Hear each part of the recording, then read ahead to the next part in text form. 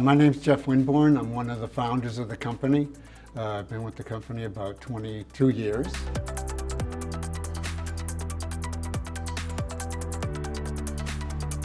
Our services to the international clients are no different than those we provide to clients in the United States. The difference is that we take into account that each country has its own laws, its own regulations, its own culture, its own language, and our recommendations are made within the context of those limitations or changes that are set by the country. The other difference that we provide is that we provide assistance on helping them fund the initial project, either through a multilateral development organization and the implementation through either private financing or through one of the multilateral banks.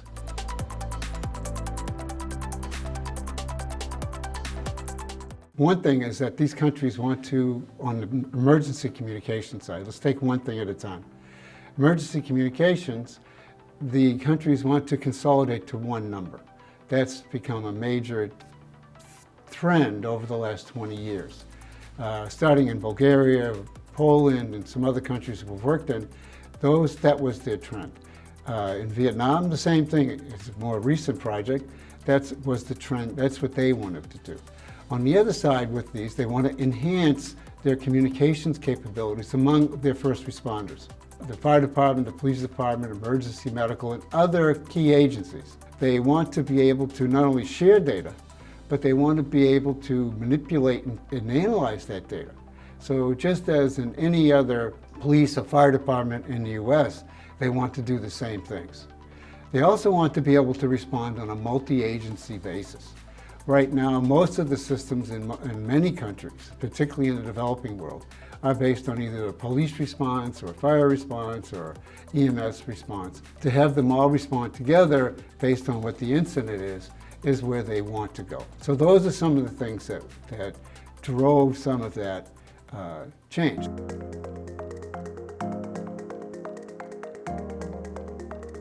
I'm Andrew Reese with Winbourne Consulting. I'm the President and CEO of Winbourne Consulting. So over the past 5 years, we've been working with the Jamaican government on an enhancement of their emergency communications. We were first engaged through the Office of Utility Regulation to help deal with the specific issue of their existing local exchange carrier wanting to no longer provide emergency communication services.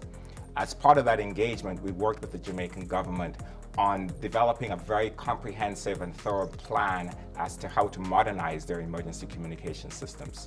So that plan included both centralization of their emergency communication numbers, an enhancement of the delivery of 911 centers within an integrated center, looking at the use of technology to further enhance the communication between all of the emergency centers and the key stakeholders within the Jamaican government, and looking at ways to further use technology to include geographical information systems and emergency response planning to enhance their ability to quickly respond to incidents throughout the country.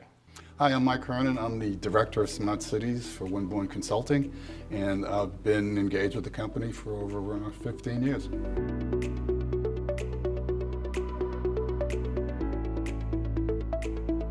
Traffic tends to be a common issue, particularly in Southeast Asia, if not every city in the world, right? The approach in Davao City in the Philippines is somewhat different than Ho Chi Minh City. Davao City is doing a revolutionary enhancement of their transportation environment, and there's going to be intelligent transportation systems and sensors throughout the city, cameras at intersections, and using artificial intelligence systems to sort of take the place of sensors in a lot of places. So we want to integrate that data feed into the operations center. Ho Chi Minh City is similar, but the transportation people there have their own operations center, so they'll be feeding in key data to the Intelligent Operations Center, but it would not be managed by the IOC itself.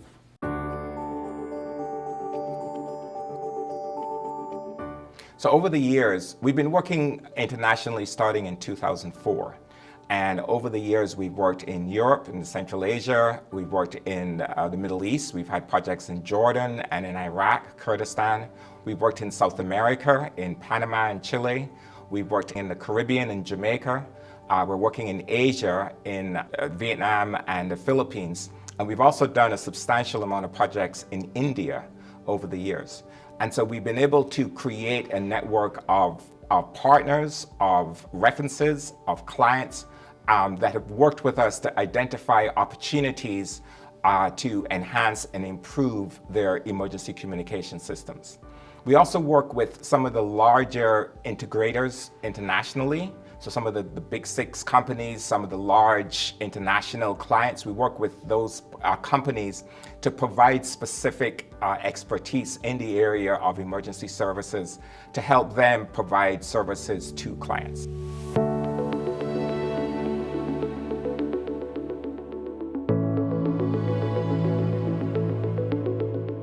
Well, over the past 20 or 30 years, we've developed a big network of friends and contacts in many different countries. Companies, individuals, and so on, who know us, know what we are able to do, and our willingness to come and work within different environments, different cultures, different languages, to be able to come up with solutions.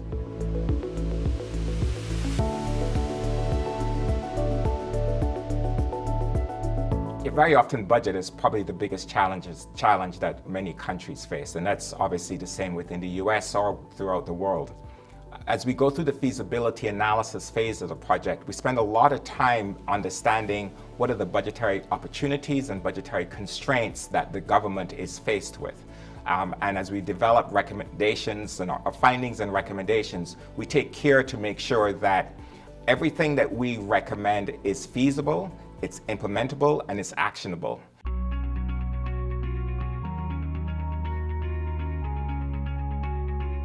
So Winbourne Consulting was founded to provide, and our mandate and mission is to provide these types of services, to provide a public safety enhancement and integration services, both domestically and worldwide. We see our international clients as core to our business. So even though we're a US-based company, we spend a lot of time nurturing, working with both international clients or international partners, funding institutions, to be able to provide these types of services. We also have the capacity and capability. So we have both US-based and international-based partners in terms of resources, personnel, which expands our reach. So we've been very successful being able to have boots on the ground in all of the various countries and regions that we've worked on, be it Southeast Asia, be it India, be it Latin America, the Caribbean, Europe. We've always worked to make sure that we have partners that are local wherever possible, because they best understand the culture, the challenges, and the opportunities within the country. And so we work very close with our partners to understand and to provide these services.